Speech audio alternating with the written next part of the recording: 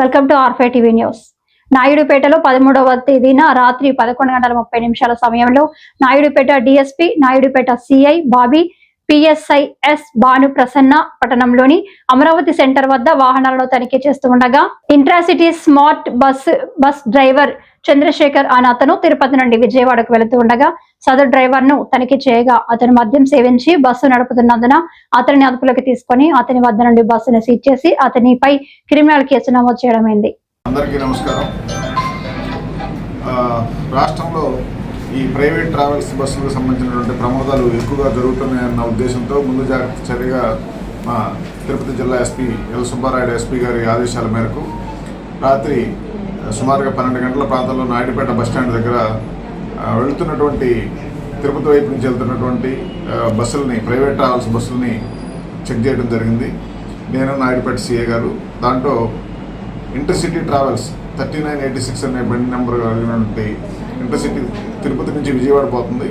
ఆ బస్సు ఆపి చెక్ చేస్తే అందరూ స్లీపర్ కోచ్ బస్సు. ఆ బస్సులో డ్రైవరు డ్రంక్ అండ్ డ్రైవ్ టెస్ట్లో ఆయనకి తాగినట్టుగా నిర్ధారణ అయింది. దాని మీదట ఆ బస్సుని ఆపి వెహికల్ రికార్డ్స్ స్వాధీనం చేసుకొని ఆ ప్యాసింజర్స్ యొక్క రిక్వెస్ట్ మేరకు ప్రస్తుతానికి ఆ రాత్రికి వేరే డ్రైవర్ని అరేంజ్ చేసి ప్యాసింజర్స్ని వాళ్ళ గమ్యస్థానానికి పంపించడం జరిగింది. అలాగే నిన్న ఇంకా వేరే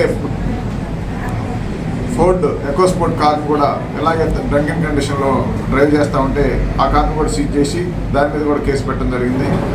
నాయుడుపేట, సుళ్ళూరుపేట ఈ ప్రాంతంలో పైనుంచి ఎటు నుంచి అయినా సరే వెళ్ళేటువంటి ప్రైవేట్ ట్రావెల్ బస్సెస్ మీద ఇప్పుడు డ్రంక్ అండ్ డ్రైవ్ టెస్టులు కానీ, వెహికల్ యొక్క ఫిట్నెస్కి సంబంధించి కానీ రవాణా శాఖ వాళ్ళతో కలిపి, అధికారులతో కలిపి వెహికల్ చెకింగ్ చేయడం జరుగుతుంది.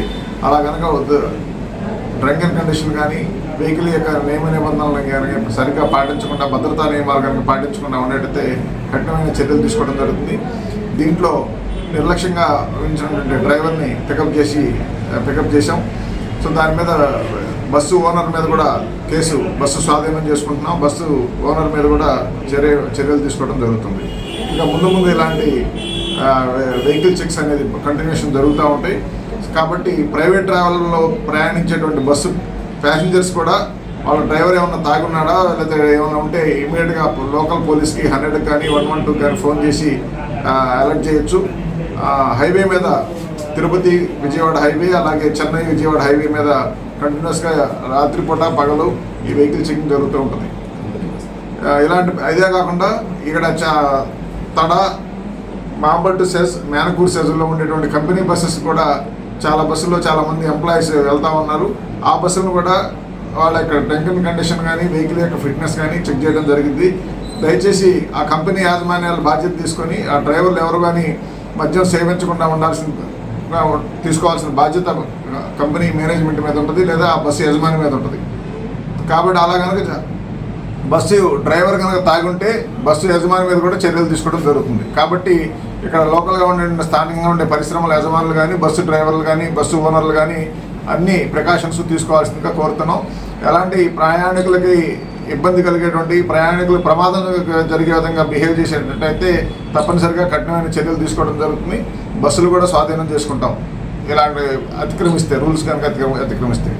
Thank you very much.